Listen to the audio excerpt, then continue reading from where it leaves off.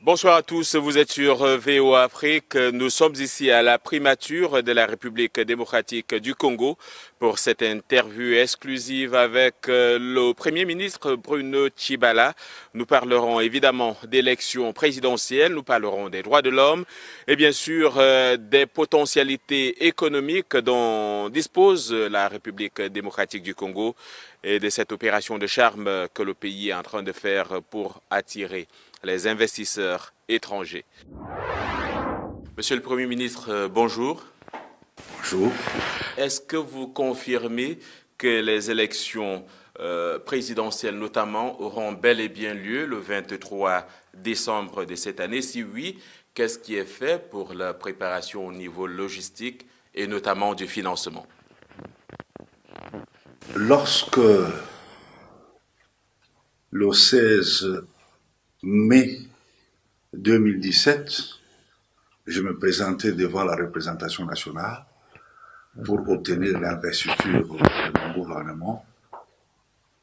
J'ai pris l'engagement de conduire le peuple congolais aux meilleures élections de son histoire récente. Et je leur disais que nous attendons le calendrier qui sera publié par notre centrale électorale, la CENI, qui est l'autorité en la matière, pour relever le défi et gagner le pari. Le 5 novembre, la CENI a publié le calendrier qui commençait par le dépôt des candidatures au niveau législatif provincial.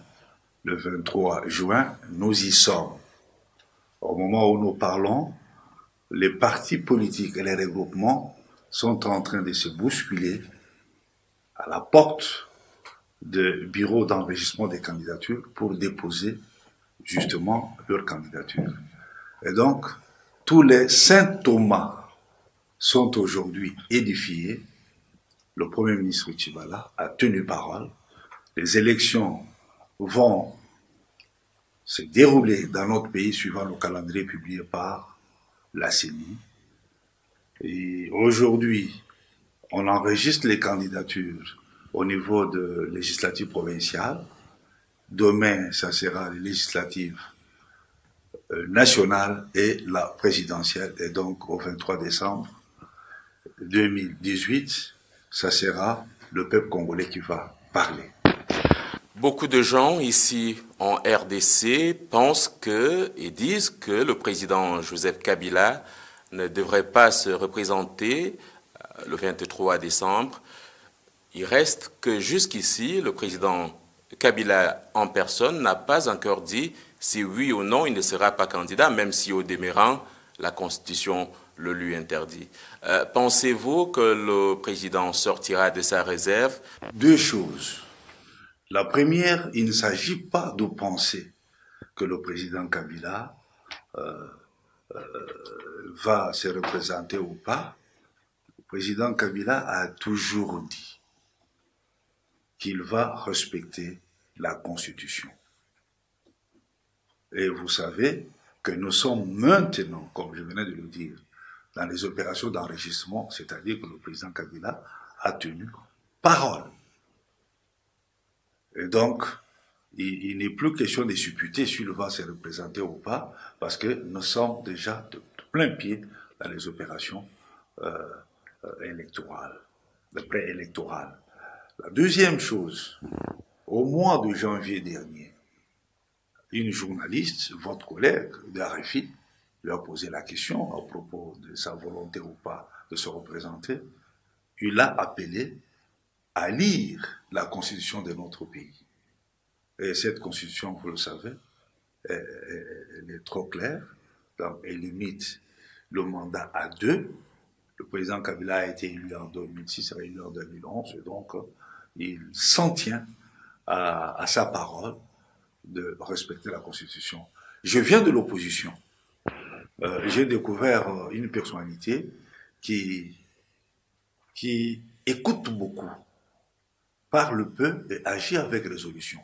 Et donc le président Kabila, c'est un homme de parole, c'est un homme de principe. comme je l'ai toujours défini, s'agissant des hommes d'État, il fait ce qu'il a dit, il dit ce qu'il a fait, et donc, de ce point de vue, il faut féliciter le président Kabila qui a respecté ses engagements, qui a respecté la Constitution qu'il a lui-même promulguée en 2005. Un indicateur peut-être qu'il ne se présentera pas, c'est la mise sur pied du Front commun pour le Congo. Qui est-ce qui sera candidat de ce front pour la présidentielle? Je voudrais d'abord préciser que la création du Front commun pour les Congos répond à un souci, à un impératif, défendre ensemble les intérêts du peuple congolais, les intérêts du pays.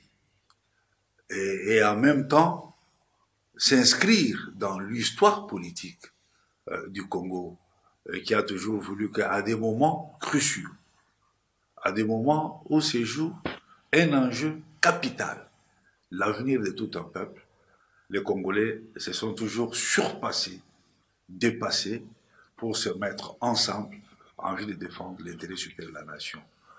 Et voilà le sens, la mise sur pied de ce front commun, comme en 60, je ne cesse de le dire. Pour postuler, obtenir l'indépendance immédiate et sans condition, il fallait se mettre ensemble. Lumumba revenant de Bouloro à Elisabethville, il trouve Albert Kalonji, il trouve Joseph Kasavubu, Victor Ndaka, Théophas Kamitatou, Moïse Tchombe et les autres se sont mis ensemble. Et devant les représentants de la métropole, ils ont exigé d'obtenir l'indépendance.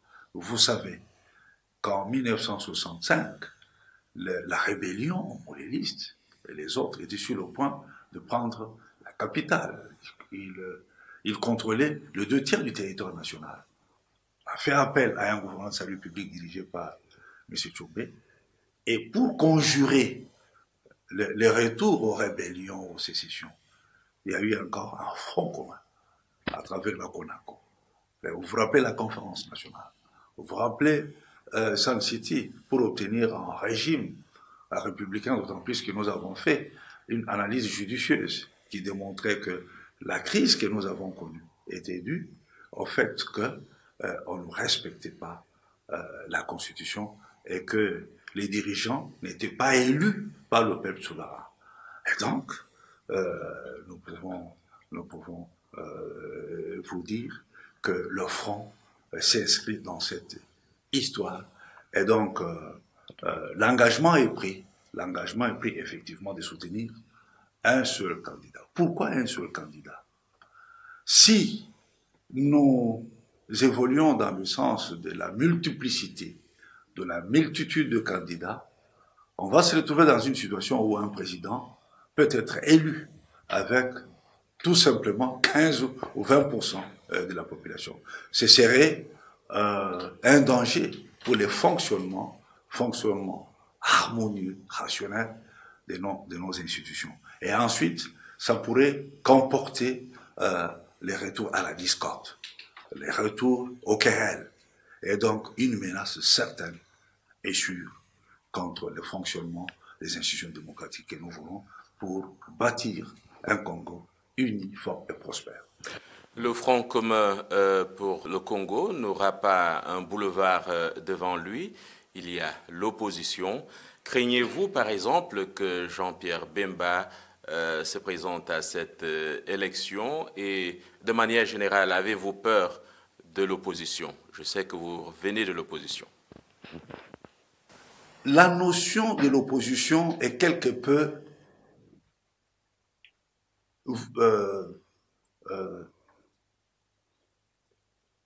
ternie, quelque peu galvaudée. Dès lors que nous avons signé l'accord du 31 décembre 2016, appelé l'accord de la CENCO, nous avons convenu au niveau de la classe politique que tous ensemble, nous allions gérer le pays de manière concertée et consensuelle jusqu'à l'organisation des élections de 2018. Nous y sommes.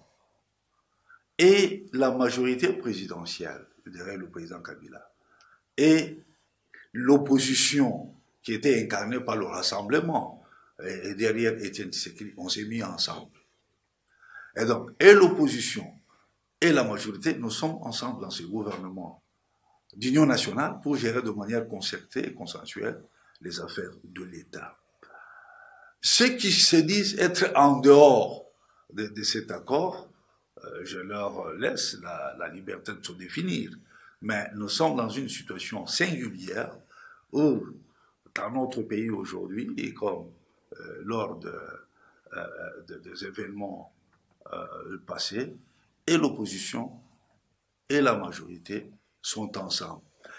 Pour revenir justement à votre question, nous pensons que la démocratie pour laquelle nous nous sommes battus, moi particulièrement, plus de 36 ans de combat, doit fonctionner dans notre pays. Donc, il faut qu'il y ait des forces compétitives qui s'affrontent et permettent au peuple souverain de trancher. Et nous pensons, en ce qui nous concerne, nous, au niveau du gouvernement, que la démocratie jouera. C'est la règle du nombre que je sache. Je pense que les forces qui sont derrière ce gouvernement qui a réussi au plan politique, économique, social, feront une grande bérésina dans le sens d'avoir la majorité qui lui permettra de gouverner le pays demain, en vue de perpétuer les prouesses, les performances que nous avons observées pendant que nous sommes aux affaires, dans l'intérêt, bien évidemment, du peuple congolais. Vous avez évoqué Étienne Tshisekedi tout à l'heure. À quand le rapatriement de sa dépouille dans son pays? Étienne Tshisekedi, que vous appeliez d'ailleurs votre père. Non, je ne l'appelle pas mon père, je l'appelle mon compagnon de lutte. J'étais à ses côtés, nous étions ensemble, nous avons créé l'UDPS ensemble, nous avons créé le rassemblement ensemble, j'ai joué un rôle capital dans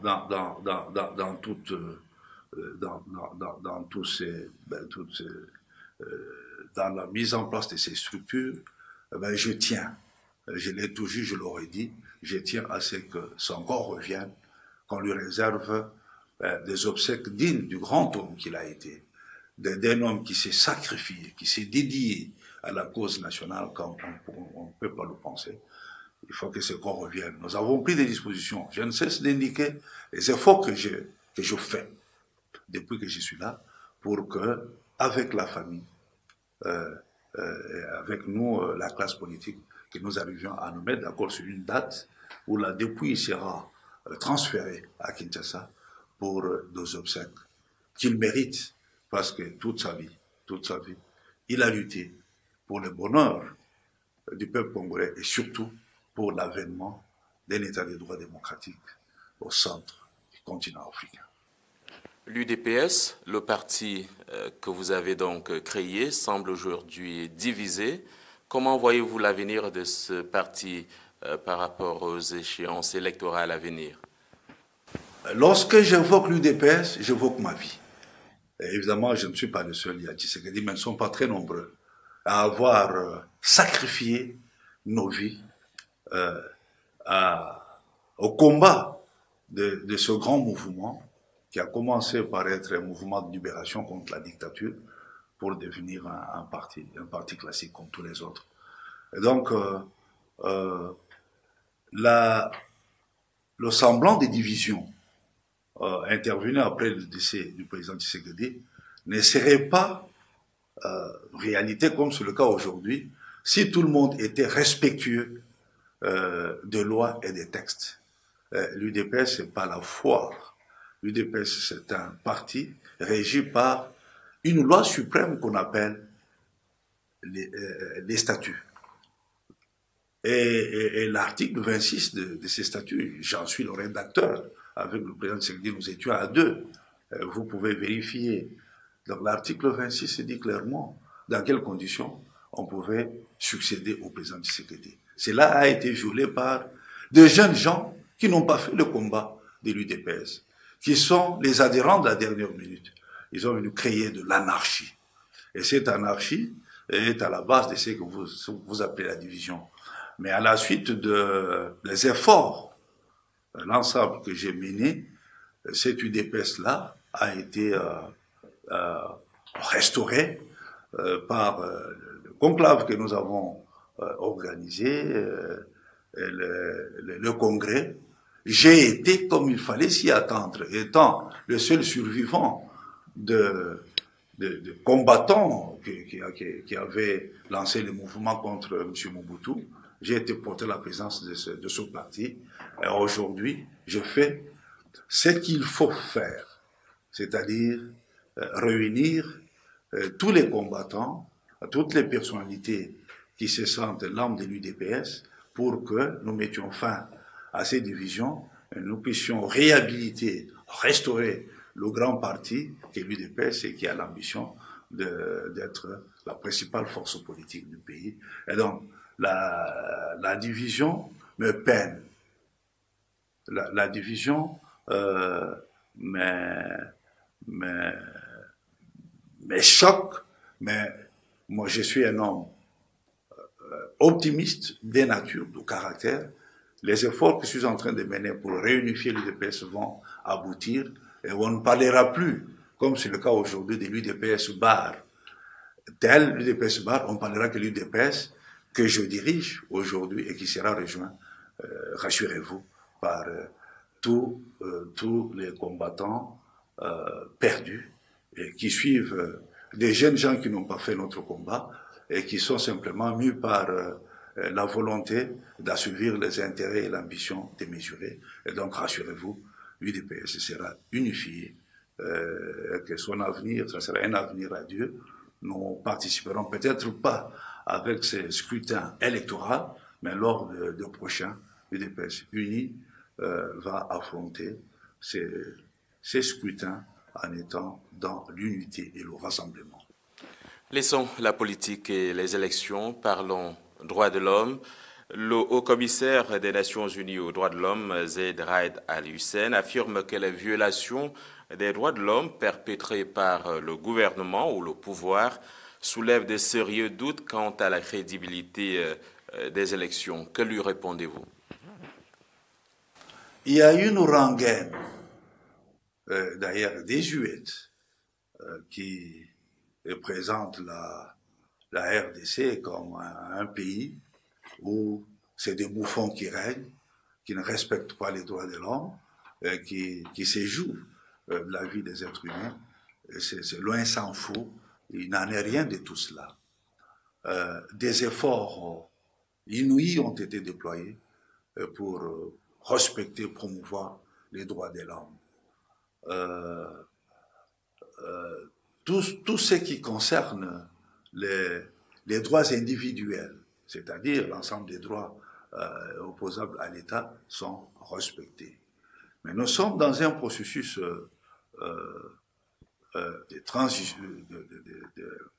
électoral où il a été question d'être ensemble en attendant que les élections viennent permettre au peuple souverain de trancher.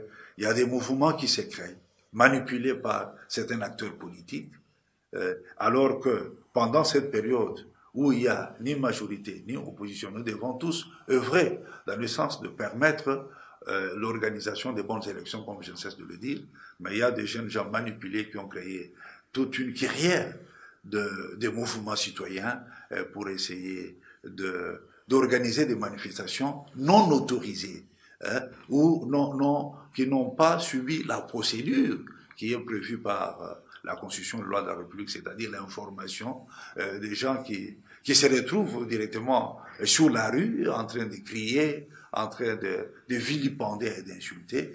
Lorsque les forces de l'ordre interviennent pour restaurer l'ordre, la sécurité, il arrive qu'il y ait quelques bavures, mais c'est pas ça, une volonté politique de violer les droits de l'homme. Les droits de l'homme sont respectés en République démocratique. La preuve, c'est que nous avons été élus au Conseil des droits de l'homme Nations Unies à Genève pour couronner les succès du gouvernement congolais en matière de respect des droits de l'homme. Les accusations, les fausses accusations qui nous sont faites ne sont pas fondées aujourd'hui dès lors que l'on estime que des efforts sont faits pour respecter les droits de l'homme. L'on parle de ce qui s'est passé dans le Kasaï avec la milice Kamwina Sapo. Mais c'était une milice constituée des terroristes, des barbares, qui se sont permis d'égorger des êtres humains leurs semblables, d'éventrer les femmes enceintes au service d'un illuminé. Les forces de l'ordre ont été obligées d'intervenir pour mettre de l'ordre sur instruction du président de la République. Et donc, au moment où nous parlons, il n'y a plus d'exactions. Ces milices criminelles ont été démantelées et les populations qui avaient fui ces exactions reviennent à leur domicile et la situation a été restaurée. Et donc, l'on a eu à parler des droits de l'homme concernant ce qui s'est passé dans le Kasaï, mais ce qui s'est passé dans le Kasaï, c'est le fait d'une milice terroriste qui revendiquait un pouvoir coutumier, au lieu de passer par le dialogue, a préféré le terrorisme, mais ils ont été vaincus et démantelés. Justement, à propos du Kasaï, le rapporteur spécial des Nations Unies sur la torture a déclaré à nos confrères de Reuters que les violences dans la région du Kasaï sont un prélude au génocide. Qu'est-ce que vous lui répondez? Mais justement, ce qu'il dit, c'est ce que nous avons nous-mêmes dénoncé, que cette milice se soit permise de recourir à toutes sortes de violences, toutes sortes de barbaries incontrôlées. Et donc, ce n'est pas le fait du gouvernement pour parler d'un génocide. Il n'y a pas une politique déterminée, une politique arrêtée, mais c'est des milices comment dirais-je, qui prenaient, buvant du chanvre, croyant aux fétiches, à la magie, se sont permis d'expérimenter des fausses croyances sur des êtres humains. Et donc, l'on peut parler des crimes abominables en ce qui concerne les actes qu'ils avaient posés, mais génocide, le mot n'est pas à sa place. Et donc, nous regrettons effectivement que cette milice se soit permis de commettre des crimes aussi abominables. Nous les regrettons au niveau du gouvernement. Que fait justement le gouvernement pour régler cette situation du Kasaï? Est-ce que vous avez besoin d'aide, par exemple, de l'Union africaine, de la communauté internationale ou même des États-Unis? Non, je venais de dire que nous-mêmes, le gouvernement de la République, nous avons démantelé cette milice criminelle, terroriste, et la situation est sous contrôle, la paix est revenue, les populations qui étaient en fuite, disséminées dans les forêts, les savanes, sont revenues. Et nous avons arrêté les responsables qui sont déférés devant les cours et tribunaux. Les procès sont en train de se faire. Et pour cela, nous n'avons pas besoin d'une assistance quelconque. Nos forces armées, nos forces de la défense ont vaincu, démantelé ces terroristes. Les cours et tribunaux s'attellent à entendre les responsables et donc la situation est tout à fait sous contrôle. Quelle est la qualité des rapports que la RDC entretient aujourd'hui avec ses pays voisins d'un, la communauté internationale de deux et puis de trois, les institutions de Bretton Woods? Nous avons toujours prôné la politique de bon voisinage avec nos voisins, avec qui d'ailleurs nous sommes partenaires et membres dans les institutions aussi bien régionales qu'internationales. Et donc nos relations avec l'ensemble des pays qui nous entourent, nous sommes au centre du continent, comme vous le savez, sont au beau fixe. Les quelques petits problèmes qui essaient de surgir ci et là, nous essayons de les résoudre par le dialogue auquel nous sommes tous liés. Et avec les institutions de Bretton Woods, ces institutions viennent de nous féliciter pour nos performances, nos prouesses sur le plan de la gestion économique du pays, en considérant que sans une assistance de leur père, nous avons réussi à stabiliser le taux d'échange, à avoir une réserve d'échange international oscillant les 1 milliard 300, 400 millions. Donc, nous avons un taux de croissance en 2017 de 3,7%, qui est de loin supérieur à la moyenne africaine, qui est de 2,7%. Et donc, c'est des prouesses qui n'ont jamais été réalisées. Et voilà pourquoi les institutions de Bretton Woods venaient de nous féliciter pour ces performances, stabilité de la monnaie, un taux de croissance en hausse. Nous espérons 4,2% en 2018. Et donc, avec ces institutions, c'est de très bons rapports et ils promettent de revenir, des choses qui vont nous enchanter. Mais pour le moment, nous avons travaillé seuls et nous avons réalisé de bons résultats. La qualité de vos rapports avec les États-Unis particulièrement? C'est un pays ami avec lequel nous sommes membres des Nations Unies, nous sommes dans le système des Nations Unies. Avec l'administration Trump, nous n'avons pas de problèmes particuliers. Les choses se passent bien. Mais il y a eu quelques envolées tonitruantes de la part de la représentante des États-Unis aux Nations Unies. Depuis qu'elle est arrivée ici, tout est rentré dans l'ordre, nous sommes entendus.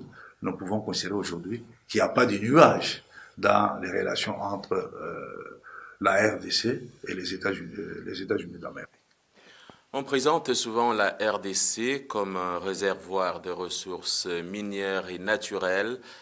Qu'est-ce qui est fait par votre gouvernement pour que toutes ces richesses-là bénéficient à tout le monde?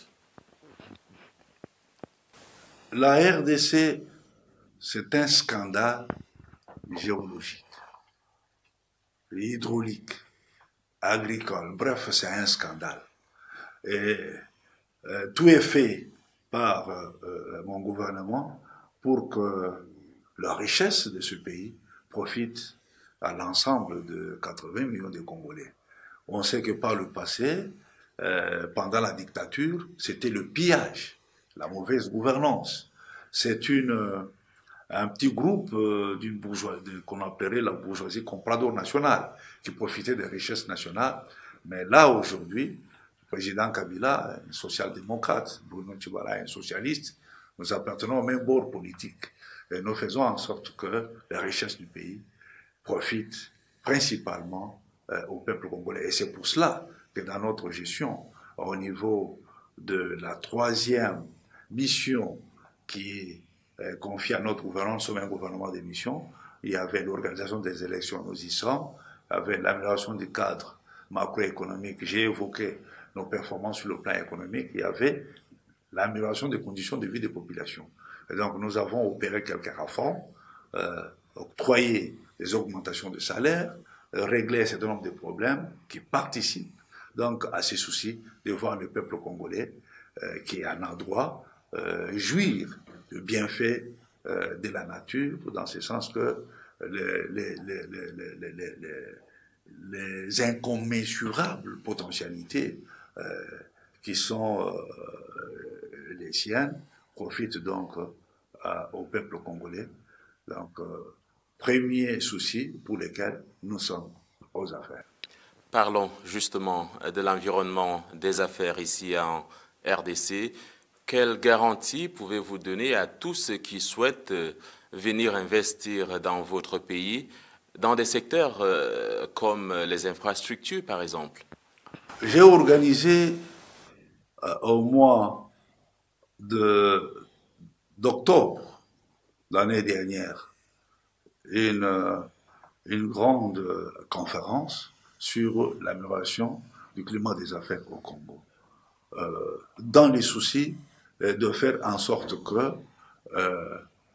tous ceux qui veulent venir investir au Congo trouvent un cadre idéal pour travailler, gagner dans le respect, bien évidemment, des lois et règlements du pays. Et donc aujourd'hui, nous avons assaini le cadre des affaires. Euh, nous avons un système fiscal euh, qui est plus ou moins juste, pas trop d'impôts parce que hein, quand il y a trop d'impôts, on tue l'impôt. Et donc nous avons créé un cadre idéal pour les investissements. Lançons d'ailleurs, nous l'avons déjà fait, un appel aux investisseurs de venir au Congo, y faire des affaires. Ils vont prospérer, ils vont gagner, nous allons gagner. Et c'est comme ça que nous allons développer le Congo qui a ambition de devenir un pays émergent à l'horizon 1930. Donc, nous avons assuré nous avons la sécurité, nous avons la paix, nous avons amélioré le cadre des affaires, donc les conditions idéales pour qu'on puisse faire de bonnes affaires en RDC. Vous semblez également mener une opération de charme à l'international, puisqu'il me semble que vous revenez du Canada, vous avez participé à un forum, parlez-nous de cela. J'ai été invité à prendre part à la 24e session du Forum économique international des Amériques. Il s'agissait d'analyser et d'étudier ensemble les problèmes liés aux investissements, à l'énergie, au transport et au développement durable. J'ai pris une part active, j'ai prononcé une allocution dans le sens de démontrer, comme je viens de le faire, les performances du Congo, une présentation sur ce que représente le Congo en Afrique et dans le monde. Nous évoquions tout à l'heure les riches potentialités que nous avons. Et donc ça a été un cadre d'échange avec les investisseurs aussi bien américains et canadiens. Et la voix du Congo a été portée haut. Il circulait des faux clichés et des fausses informations sur le Congo. Nous avons restitué la vérité et beaucoup ont promis de revenir investir dans notre pays, dans les domaines diversifiés, les mines, les transports, l'énergie solaire, etc. Et en même temps, parce que nous avons décidé au niveau du gouvernement de diversifier notre économie en relançant l'agriculture. Vous savez que le Congo, à lui seul, dispose de 80 millions d'hectares de terres arables. Beaucoup ont promis également de revenir investir dans le domaine de l'agriculture. Et donc, le Congo pourrait revenir ce qu'il a été avant l'azérianisation, c'est-à-dire un grand pays qui a des grandes potentialités agricoles avec beaucoup d'investissements dans ce secteur. On tire à la fin de cet entretien un petit mot sur le rôle et même l'implication de l'Église dans la bonne marche des affaires du pays. L'Église a toujours joué un rôle dans ce pays, notamment lors des grands moments. Je me rappelle, mon aîné, le cardinal Maloula, a été d'un apport extrêmement important dans la lutte pour l'indépendance du pays. En 59 déjà, il disait aux Belges, l'indépendance que nous demandons, il vaut mieux nous l'accorder avec 1 minute d'avance plutôt que 1 minute de retard. Et vous savez que le manifeste de la conscience africaine en 56, en réponse au plan famille, celle de 30 ans, c'était le cardinal Maloula avec Nkalola. Donc, le cardinal Maloula a joué un grand rôle au nom de l'Église. Donc, l'Église, c'est un levier important de la lutte pour la paix, la justice, mais c'est une Église apolitique qui est au service de l'évangélisation, qui est au service de la paix, au service de la justice, mais pas une Église qui, évidemment, à la suite d'une certaine improvisation de quelques chrétiens, essaie de créer des mouvements subversifs pour voir du noir là où il y a du blanc, pour voir du rouge là où il y a le vert. Là, c'est pas le rôle que doit jouer notre Église qui est une structure qui encadre une grande partie, c'est presque 80% de Congolais sont des chrétiens, et aussi chrétiens catholiques. Et donc, j'apprécie le rôle joué par l'Église, le rôle qu'elle doit jouer pour encadrer la population, lui inculquer les valeurs de paix, de justice, mais pas s'immiscer dans des affaires où l'analyse n'est pas judicieuse pour inciter à la division et à la subversion. Je ne suis pas d'accord avec cette partie de l'Église. Quand le Premier ministre ne s'occupe pas des affaires du pouvoir, quand il ne s'occupe pas de politique, qu'est-ce qu'il fait à ses heures perdues? Je suis un fervent lecteur. C'est très jeune, adolescent. À 12 ans, je suivais des aînés qui avaient des livres pour que je puisse les lire. Et donc, malgré mon handicap des yeux, torturé par la DSP de Mobutu, qui m'a abîmé les yeux, je m'efforce toujours de lire et toujours lire, parce que, comme on nous l'a appris à l'école primaire, la lecture est la source de la connaissance humaine. Et j'essaye de lire pour comprendre l'humanité, pour comprendre le bien fondé du socialisme auquel je crois, en vue de faire régner le bonheur, la justice pour tout le peuple. Est-ce que vous êtes un adepte des nouvelles technologies? Ça vous arrive de prendre des selfies, par exemple? Je dois être sincère pour dire que je suis un peu en arrière de ces choses, mais je m'efforce. Je m'efforce pour y comprendre quelque chose. Je ne sais pas si c'est finalement un problème de génération. J'admire mes enfants quand je les vois très en avance par rapport à ces choses-là. Mais notre génération doit s'efforcer pour maîtriser aussi, parce que nous sommes à l'ère de l'informatique. C'est l'heure du téléphone sans fil. Hein? C'est l'ère de l'intelligence économique. Et donc, je dois faire un effort pour m'efforcer, non seulement moi, mais tous les hommes de ma génération devraient s'adapter aux nouvelles technologies qui font la fierté de l'humanité aujourd'hui. Nous sommes arrivés au terme de cet entretien exclusif que vient de nous accorder le Premier ministre, chef du gouvernement, M. Bruno Tshibala, ici à la primature. Nous sommes en République démocratique du Congo, nous sommes à Kinshasa. Un entretien où le Premier ministre a évoqué toutes les questions, y compris les élections présidentielles qui sont prévues cette année ici en RDC le 23 décembre. Nous avons également évoqué les droits de l'homme, les relations de la RDC avec les États-Unis et d'autres partenaires. Et évidemment, nous avons parlé investissement et les occasions, les opportunités qu'offre le pays à tous les investisseurs étrangers.